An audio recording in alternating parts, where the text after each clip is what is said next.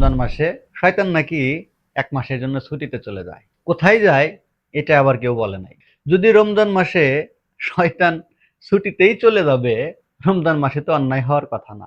কিন্তু আমার মনে হয় পুরো বছর আমাদের বাংলাদেশে যত রকমের অন্যায় না হয়, রমজান মাসে মনে হয় সেই অন্যায়ের লিমিট এতটাই ক্রস করে ফেলে যেন আসমান ছুঁই ছুঁই। যদি শয়তান রোজার মাসে ছুটিতেই চলে যাবে তাহলে কি অন্যায় হওয়ার কথা বলেন? রমজান মাসে দ্রব্যমূল্যর দাম থাকে ঊর্ধ্বগতি অন্যান্য মাসের তুলনায়। সবকিছুর সিন্ডিকেট রমজান মাসে বেশি। শয়তান ১ মাসের জন্য ছুটিতে চলে গেছে, তাহলে তো মানুষের ফেরেশতা হয়ে যাওয়ার কথা। কারণ শয়তানি নাই কুমন্ত্রণা দিবে কে? কুমন্ত্রণা দেওয়ার তো লোক নাই। কুমন্ত্রণা দিলে না সে মানুষ অন্যায় করে? শয়তান কি আলাদা কোনো বস্তু? আমরা শয়তানকে আলাদা বস্তু মনে করি। শয়তান কি আমাদের চেয়ে আলাদা?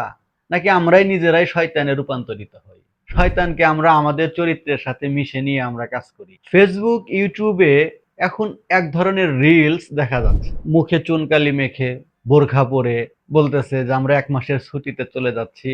আমাদের কাজগুলা তোরা করিস। তাহলে শয়তান আর গেল কই? শয়তান কি ছুটিতে যায় কখনো?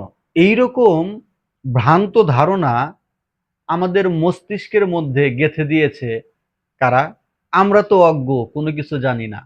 জানার চেষ্টাও কোনোদিনও করি নাই। আমরা সবসময় আরেকজনের উপরে ডিপেন্ডেবল থেকেছি। নিজেদের যে একটা স্বতন্ত্রভাবে মস্তিষ্ক দেওয়া হয়েছে, সেই মস্তিষ্ককে কখনো কাজে লাগাই নাই। সবসময় নিজের দোষ অন্যের ঘাড়ে দিতে আমরা অভ্যস্ত। শয়তানি কর্মকাণ্ড করি আমি, আর দোষ দেই শয়তানের উপরে। একজন ব্যবসায়ী যখন একটা লেবুর দাম ১২ থেকে ১৪ টাকা নিচ্ছে, তখন বলতেছি আমরা বা আমরা ভাবতেছি শয়তান মনে হয় আপনাকে রেখে গেছে। আপনি কি শয়তানি কর্মকাণ্ড করেন না? আপনি কি রমজান মাসে রোজা থেকে মিথ্যা কথা বলেন না? সারাদিন রোজা থাকার পরে যখন ইফতার করতে বসেন, তখন সামনে যে খাবারগুলো আসে সেই খাবার দেখে কি আপনার লোভ হয় না?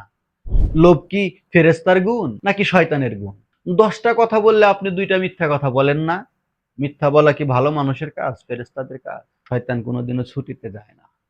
শয়তানকে মুসলমান বানাইতে হয়। ভ্রান্ত ধারণা আমাদের মস্তিষ্কের মধ্যে যে আমরা গেঁথে রেখেছি, এখান থেকে আমাদের মুক্ত হইতে হবে। রমজান মাসে ৩০টা রোজা থাকবেন, ঠিকই নিয়ত করেছেন। কিন্তু রমজান মাসে একটা মিথ্যা কথাও বলবেন না, সে নিয়ত কি করেছেন? রমজান মাসে পরচর্চা করবেন না, সে নিয়ত কি করেছেন? ৩০টা রোজা থাকবেন, এই নিয়ত করে ফেলেছেন। একটা তারাবি মিস করবেন না, সে নিয়ত করে ফেলেছেন। কিন্তু রমজান মাসে আমি একটা মিথ্যা বলবো না, সে নিয়ত করেন নাই। রমজান মাসে আমি পরচর্চা করব না, সে নিয়ত করেন নাই। রমজান মাসে আমি পরনিন্দা করব না, সে নিয়ত করেন নাই। কিন্তু ৩০টা রোজা থাকবেন, সে নিয়ত করে ফেলেছেন। আপনার সেই রোজা কি রোজা হয়? আপনি রোজা থেকে মিথ্যা কথা বলছেন, আপনি কি আসলেই রোজা আছেন?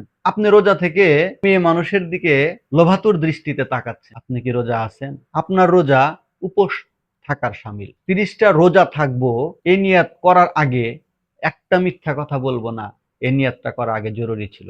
ঘুষ খাবো না, এই নিয়তটা করার আগে জরুরি ছিল। কিন্তু রমজান মাস আসতে শুনে এই নিয়ত করে ফেলেছে আমি ৩০টা রোজা রাখবো। এই ভ্রান্ত ধারণা থেকে মুক্ত হইতে হবে। রমজান মাসে রোজা থাকবো এই নিয়তটা করা যেমন জরুরি, তেমনি রমজান মাসে সকল অন্যায় কর্মকাণ্ড, মিথ্যা, হিংসা, রাগ, ক্ষোভ, লোভ হইতে নিজেকে মুক্ত রাখবো, এই নিয়তটা করা জরুরি। ভালো থাকবেন, সুস্থ থাকবেন, সুফি দর্শনের সাথেই থাকবেন।